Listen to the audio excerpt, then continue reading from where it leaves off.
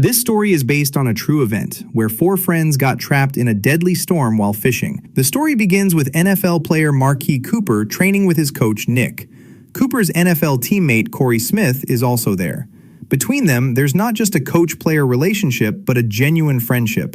They all sit down for dinner with their families. Their former NFL teammate Will joins them. Will reveals he's just been fired from his job, so he's feeling down. The four guys decide to cheer him up by taking him deep-sea fishing on Saturday. Saturday morning, Will goes to wake up Nick. Will prepares 40 sandwiches for everyone. Nick puts on the bright orange jacket his mom gave him. Nick's wife Paula tells him to take Dramamine because he suffers from motion sickness, but Nick brushes it off, saying he'll be fine. Nick and Will arrive at Corey's place. They're about to head out in a small boat. Nick notices that Marquis has already packed up all his belongings. The moving company is coming tomorrow. Marquis has grown tired of doing this every year. Nick jokes that he'd straight up trade his life with him right now. But Marquis has grown deeply attached to this place. He loves fishing here. Oakland, where he's moving to, has nothing. Marquis says goodbye to his daughter and wife and heads out for fishing. They arrive at the seaside. Marquis mentions that a storm is heading their way, but they'll be back before it arrives. They seal their phones in plastic bags. A few miles out, they won't have service anyway. Will asks if they have a radio. Marquis confirms they do. They head out fishing in the Gulf of Mexico. Nick's mom leaves him a voicemail saying she just wants to make sure he's seen the weather report. She asks him to call her back. She's also called Nick's dad to tell him about the storm and Nick going fishing. Out in the ocean, Nick has no idea about his dad's incoming call. They're all busy fishing with music playing. Within minutes, Nick starts feeling motion sick. They drop anchor at Marquis' favorite fishing spot. They start fishing and talking, but the weather begins to turn. They need to get out of here right now. Corey starts pulling up the anchor, but it's stuck. The anchor has caught on a shipwreck at the ocean floor. No matter how hard Corey pulls, it won't budge. Everyone grabs the rope and pulls together. All their force is useless. Corey comes up with an idea. He turns on the boat and tries using its power to pull the anchor free. Everyone thinks this will work, but as they're doing this, the boat starts lifting from the front. When a massive wave crashes into them, their boat flips over. All four men fall into the water. They swim to the boat and try to flip it back upright. First, they try from different sides. Then all four try from the same side. Nothing works. Will says they need to cut the anchor line. It's holding them down. Marquis dives underwater, grabs the anchor line, and brings it up. He starts cutting it with the boat's propeller. Everyone holds on to each other to complete this task. The weather keeps getting worse. Paula watches the weather report and tries calling Nick, but she can only leave a voicemail. After 5 hours of trying, they still can't flip the boat. They accept that the boat isn't going to flip. Inside the boat, there are coolers with food and water. There should also be life jackets inside. They'll need to dive down and get them. Corey tries to go down first. He takes off his t-shirt to swim down easier, which Nick thinks is a bad idea. Corey dives down and retrieves one life jacket. There are more down there. Will dives down and brings up another one. There were also flares down there. Marquis dives down and retrieves a flare. Just then, they spot a ship passing nearby. They start screaming and yelling to get its attention. Nick quickly lights the flare.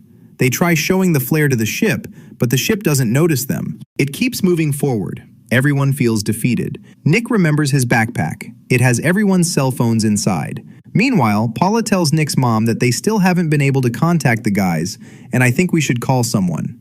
Nick dives down and retrieves his backpack. He tries calling 911, but this far out at sea, none of their phones have service. And in half an hour, that storm is going to be right over them. On shore, a police officer notices their pickup truck parked by the ocean. He runs the license plate through his system. They alert the Coast Guard. Out on the water, a wave knocks all of them off the boat.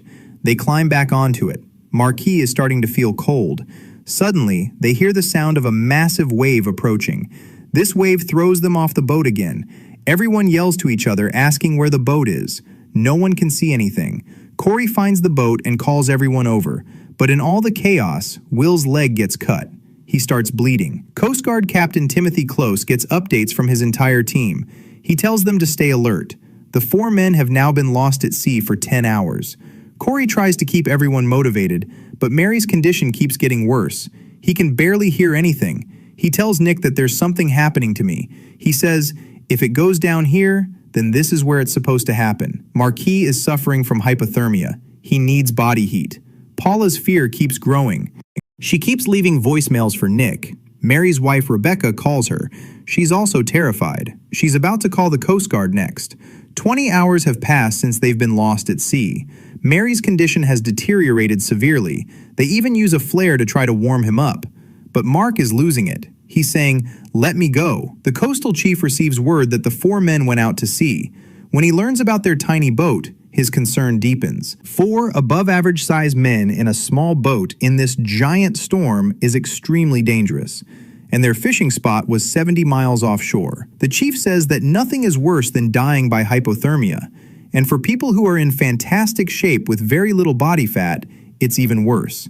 Your veins start to constrict in order to supply your heart with blood, which is already poisoned with seawater. Motor function fails. Lack of oxygen causes hallucination, dementia, and rage, which is exactly what's happening to Marquis right now. He's not responding even when his friends try to help him. The chief upgrades their status from alert to distress. He sends a helicopter and a jet into the air to search for them. The men are drinking rainwater. Corey's condition is also getting worse. Above them, the Coast Guard can't see down to the water due to low visibility. They decide to fly lower. Paula arrives at Rebecca's place. Rebecca is searching for Mary's old GPS, which might have the coordinates of his fishing spot. Chief Timothy gets updates from his flying officers. They can't see anything in this weather. They need a target to hit, or this is a needle in a needle stack. Because of this weather, they're going to have to ground. The chief calls Rebecca and tells her his aircraft won't be able to stay in the air much longer. But just then, Paula finds the GPS. They power it on. They give the chief the coordinates of Mary's fishing spot. He relays this to his officers. The aircraft will reach that location in 5 minutes. Marquis has passed out. Nick is holding on to him. Will is taking care of Corey, but a wave throws Nick underwater.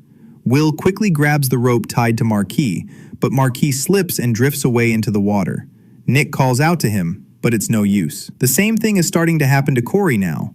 Just then, they see an aircraft flying overhead, but from the aircraft, nothing is visible below. Nick turns on the flashlight he has with him so the Coast Guard can see them, but they can't see anything down below, and the weather is getting worse. The chief has to order them back. Just then, an officer catches a glimpse of the flashlight. He's not sure what it was. They scan below one more time, but see nothing. The light is dismissed as refraction from the sky's lightning hitting the water. The aircraft head back. Another wave throws them all underwater again. Paula and Rebecca receive word that the planes have returned. They'll go back out once the storm clears. They tell each other, "We have to believe that everything is going to be okay." Chief Timothy says, "We're going to have daylight on our side soon enough." He also informs the USS Tornado about the entire situation. Now, the USS Tornado will search for them by sea.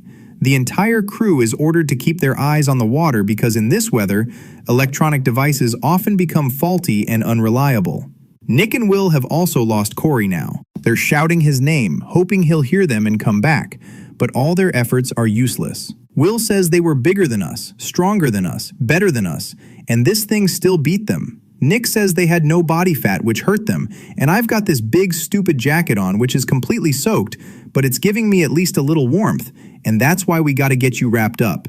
We have to get something from the boat, but Will doesn't want to go down. Suddenly, they spot 3 sharks swimming around them and Will is bleeding. Will's sandwiches are floating on the water. He tries to grab them, but the sandwiches drift away.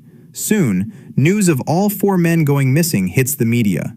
A wave knocks Nick and Will off the boat again. They climb back up. As soon as they get up, another wave knocks them down again. They're exhausted from this constant cycle. Nick pulls out a rope from near the propeller and tells Will to tie yourself to the boat. We have to stay connected with it. They both tie themselves to the boat. Now, when waves hit, they don't fall off. Nick's mom arrives at Coast Guard headquarters, demanding to know, why is there nobody out there looking for my son and his friends? The chief says, 200 people are searching for them, but I can't send my pilots back into the air because of this weather. Doing so would put their lives at risk. Nick's mom asks, is my son dead? The chief has no answer. He simply asks, do you believe that? Nick's mom says no. They climb back onto the boat using the rope. They see another helicopter approaching. They scream toward it, but the helicopter can't see them. Exhausted, both of them start feeling sleepy. Will's condition is getting worse. He decides to dive down for food. Nick can't untie his rope. Will tells him to stay up and goes down alone. He comes back up with a drink and a packet of pretzels. They both eat it. Suddenly, Will sees land ahead. Nick also sees something there. They pull out their phones and try calling 911, but there's still no service. Nick says, "How do we know that we're not just hallucinating right now?" But Will doesn't think so. How can we both be hallucinating the same thing? They try swimming toward it, but there's nothing ahead. Instead, they drift away from each other. They can't even see their boat. With great difficulty, both of them manage to swim back to their boat by sheer luck. Chief Timothy is getting updates from everyone, but no one is finding anything. It's been 30 hours since they've been lost at sea. Will has gone completely silent. He says, "I'm thinking about what they'll say at my funeral." Will has essentially given up. He keeps muttering that if he'd married his ex, she would have been furious hearing about this trip, and he wouldn't have come. Will starts crying while saying all this. He tells Nick, "Can you tell my parents?" Nick says, "You're going to tell them yourself." But Will starts passing out while repeating, "Tell my mom, tell my mom." He's starting to feel hot like Corey and Marquis. Nick tries to hold on to him, but a wave pushes him away from Nick. Nick pulls the rope and drags him back, but the next wave takes Will with it. Nick is left alone on the boat. He starts sobbing loudly. Both Coast Guard aircraft have gone back, but the chief stops everyone from giving up. He says, "Hope is the strongest thing that we have." On the USS Tornado, the sailors continue searching for a few extra minutes, even after being dismissed. Paula leaves Nick a voicemail. She says, "I hope you're okay, but I'm starting to think that I might never see you again, and that hurts." Paula goes outside and hugs Nick's mom, crying. Nick's mom says, "I can feel that he's still out there." Nick is holding on to the boat's propeller. He regains consciousness. He sees a ship behind him. He gathers his strength and waves toward it, but no sound comes out of his mouth anymore. He thinks about swimming toward it, but suddenly drops the plan. On the other side, his wife and mom look up at the sky and talk to him. Nick is also thinking about them from out there. He hangs up his bag and quietly sits back on the boat. By the next day, all his friends start coming back to his mind. Their deaths replay in his memory. He starts crying. Nick unties the rope binding him to the boat.